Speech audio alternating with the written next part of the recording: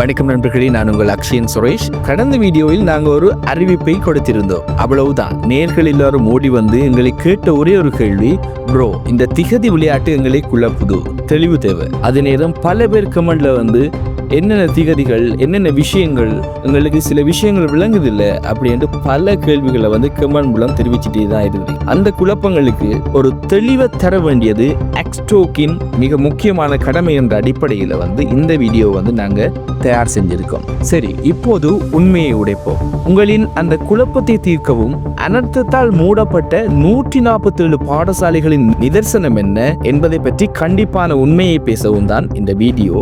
அதே நேரம் பாடசாலையினுடைய தொடக்கம், என்னென்ன திகதிகளில் வரப்போகின்றது பரீட்சைகள் என்பது தொடர்பாகவும் முழு விளக்கத்தையும் ஒரு கிளியர் கட்டாக வந்து பார்க்க போறோம். இனிமேல் இந்த குழப்பம் என்ற ஒரு வார்த்தை நேர்களாகிய உங்க வாயில வந்து வரக்கூடா அப்படின்றதுதான் எங்களுடைய எதிர்பார்ப்பு. முதலில் சீரற்ற காலநிலையால் ஏற்பட்ட அனர்த்தங்களுக்கு பிறகு கல்வி அமைச்சு எடுத்த உடனடி நிவாரண நடவடிக்கைகளை பார்ப்போம். இது ஒரு பெரிய மனிதநேய சவால் அப்படின்னு சொல்லலாம். குறிப்பாக வந்து மேல், வடக்கு, கிழக்கு, சப்ரகமுவ, வடமத்திய மற்றும் தென் மாகாணம் ஆகிய 6 மாகாண பாடசாலைகள் டிசம்பர் 16ஆம் தேதி மீள ஆரம்பிக்க தீர்மானிக்கப்பட்டிருக்கின்றது. நாட்டில் உள்ள மொத்த பாடசாலைகளின் எண்ணிக்கை 10,076. அதில் 9,929 பாடசாலைகள் திறக்கப்பட இருக்கின்றது.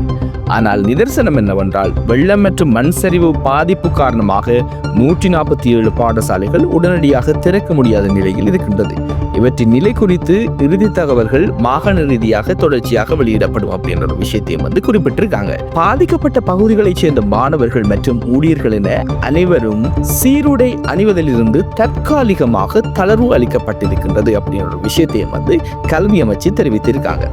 சீருடை அல்லாத சாதாரண உடைகளை அணிந்து பாடசாலைக்கு வர கல்வி அமைச்சு முழுவதுமாக அனுமதி வழங்கியிருக்காங்க.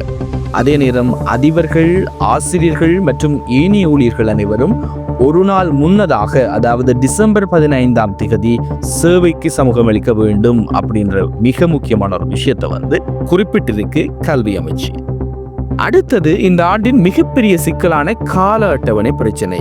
இதற்கு பின்னணியில் இருக்கும் அரசாங்கத்தின் திட்டம் என்னவென்றால், 2026ஆம் ஆண்டு முதல் கல்வி அட்டவணை, அதாவது ஃபர்ஸ்ட் டேர்ம், அதன் அட்டவணையை இயல்பு நிலைக்கு கொண்டு வருவதுதான் அவங்களோட மாஸ்டர் பிளான்.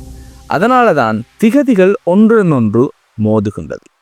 பாடசாலைகள் முதல் தவணை ஆரம்பமாகின்றது ஜனவரி 5, 2026. இதுதான் புதிய வருஷம் ஆரம்பிக்கின்ற நாள். அடுத்தது கல்வி பொதுத்தராதர உயர்தர பரீட்சை ஒத்திவைக்கப்பட்டது உங்கள் எல்லோருக்கும் தெரிந்திருக்கும். இது ஜனவரி 12 முதல் 20ஆம் தேதி வரை பாடசாலை ஆரம்பித்து, அதாவது பாடசாலை ஆரம்பித்து ஒரே வாரத்தில் இந்த கல்வி பொதுத்தராதர உயர்தர பரீட்சை தொடங்குது.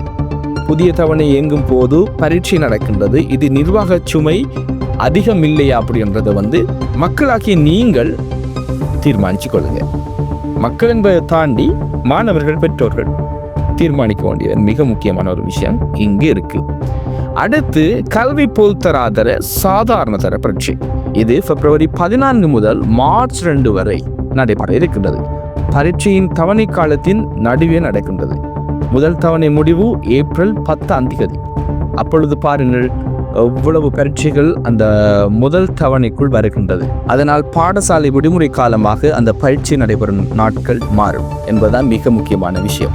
அதில் கல்வி பொதுத்தராதர சாதாரண பரீட்சை மொத்தமாக 9 பாடங்கள் உள்ளடக்கியது. குறிப்பிட்டால் ஒரு 12 நாட்களுக்குள் முடித்து விடலாம்.